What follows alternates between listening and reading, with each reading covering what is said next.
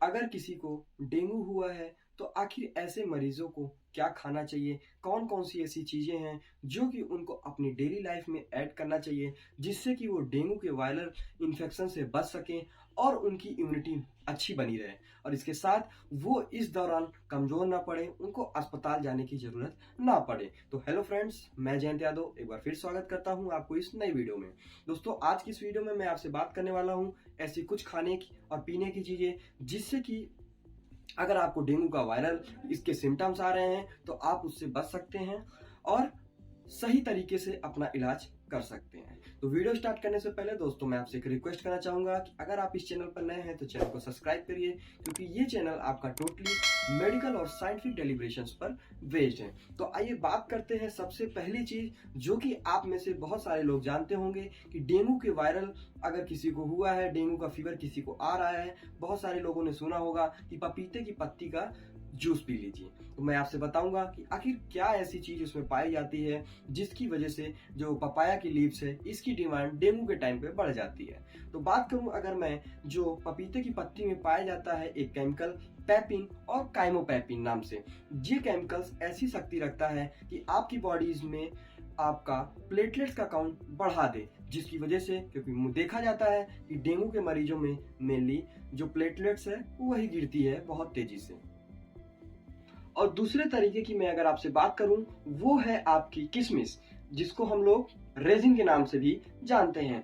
किशमिश भी साइंस ऐसा मानती है ये भी धीरे धीरे आपका प्लेटलेट्स काउंट बढ़ाने में मददगार साबित होता है। और तीसरी चीज, जैसा कि आप लोग जानते हैं कि डेंगू के फीवर में बॉडी बहुत ज्यादा डिहाइड्रेट हो सकती है, तो इसलिए कोकोनट वाटर यानी कि नारियल का पानी दोस्तों ऐसी प्रॉपर्टी लगता है, इसमें बहुत सारे इलेक्ट्रोलाइट्स और आयंस पाए जाते हैं जो कि आपकी बॉडी को रिचार्ज और एकदम हाइड्रेटेड कर देते हैं। इसलिए नारियल का पानी भी डेंगू फीवर के दौरान पीना चाहिए। और चौथी चीज, फ्रूट्स की अगर मैं बात करूं आपसे, चौथा फल जो है आपका कीवी।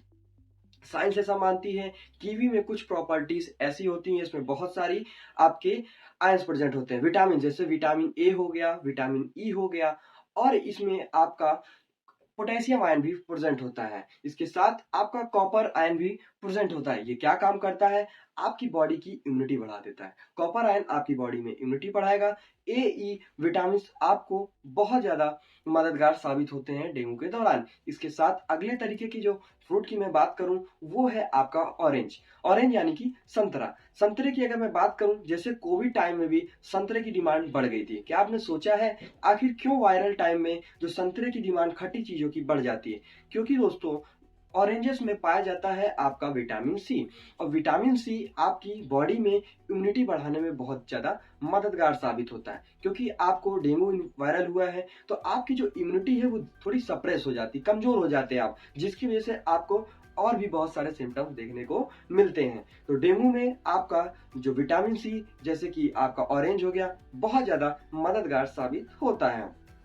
और अगली चीज की मैं आपसे बात करूं, पांचवी चीज जो है वो है आपकी दही की बात करूं, दही में प्रोबायोटिक्स की प्रॉपर्टी बहुत ज्यादा पाई जाती है, यानी कि कुछ ऐसी बैक्टीरिया जो कि हमारे बॉडी में इम्यूनिटी को भी बढ़ाए, इम्यून सिस्टम भी हमारा मजबूत करें। और ये इसमें कुछ बैक्टीरियाज होती हैं जैसे लैक्टोबैसिलस, ये हमारी आपका बॉडी यानी कि डाइजेस्टिव सिस्टम का फ्लोरा भी बहुत अच्छा मेंटेन करती है। जैसे अगर किसी को डाइजेस्टिव भी प्रॉब्लम है तो वो भी दही रेगुलर बेसिस पे खा सकता है, जिससे वो अपनी प्रॉब्लम से निजात पा सकता है। और अगले तरीके की मैं आपसे बात करूं तो वो है आपके घर में पाई जाने वाली मेथी में ऐसी प्रॉपर्टीज होती हैं, ट्रैंकुलाइजर की प्रॉपर्टी, जो कि आपकी स्लीप को बहुत अच्छा करती है। क्या जरूरत पड़ी कि वो आपकी स्लीप को बढ़ा दे? आपको वायरल हुआ है, आपको आराम करने की आवश्यकता है। आप दवा ना खाकर अगर आप मेथी का उपयोग करते हैं तो आपको थोड़ा थोड़ा आपकी जो स्लीप है वो बहुत अच्छी हो जाएगी। उसके साथ अगर आप सोएंगे तो आपको अगर दर्द भी है बॉडी पेन में तो आपको उससे आराम मिलेगा। इसलिए मैं आपको प्रेफर करूंगा, बताऊंगा कि अगर आप मेथी का उपयोग करें, अगर आपको डेंगू हुआ है तो आप उससे थोड़ा सा आपके सिम्टम्स में आराम मिल सकता है। और अगले तरीके की मैं आपसे जो चीज बात करूं वो भी आपके घर में प्रेजेंट होती है, वो है आपकी हल्दी यानी कि टर्मरिक।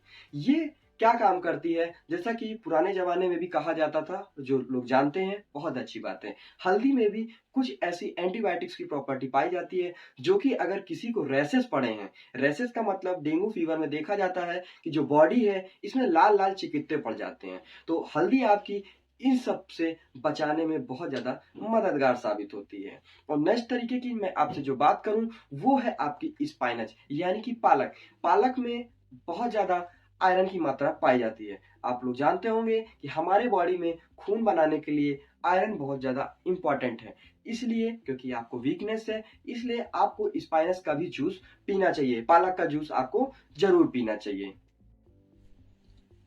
और अगले तरीके की अगर मैं आपसे बात करूं तो वो है लहसुन, गार्लिक। गार्लिक हर घर में पाया जाता है। गार्लिक का सेवन करने से अगर आपको डेंगू हुआ है तो उस दौरान गार्लिक में कुछ ऐसी प्रॉपर्टीज होती हैं जो कि आपकी इन्फ्लामेशन को भी कम करती है, एंटी माइक्रोबियल प्रॉपर्टी होती है और एंटी फंगल प्रॉपर्टीज होती है। जैसे कि कोई भी वायरल इन्फेक्शन होता है, गले में आपका अंदर से रेड हो जाता है, पूरा सोर थ्रोट के सिम्टम्स आ जाते हैं, तो ये ऐसी प्रॉपर्टी रखता है कि सोर थ्रोट के सिम्टम्स को कम करे। आपको एंटी फंगल का मतलब अगर किसी तरीके का आपका फंगल इन्फेक्शन हुआ है तो उसमें भी ये बहुत ज़्यादा मददगार साबित होता है। इसके साथ मैं आपसे बात करूं तो आपका है अनार। जैसे कहा जाता है, पहले कहा जाता था कि अनार अगर आप खा रहे हैं डेली रूप से तो आपको बहुत ज़्यादा इम्यूनिटी में मेंटेनेंस मिलता है, क्योंकि आपका जो अनार है इसमें बहुत सारे माइक्रो न्यूट्रिएंट्स प्रेजेंट होते हैं जो कि हमारे बॉडी के लिए बहुत ज़्यादा मददगार साबित होते हैं। तो दोस्तों, इस वीडियो में मैंने आपसे बात किया कि अगर किसी को डेंगू हुआ है तो उसको क्या क्या खाना चाहिए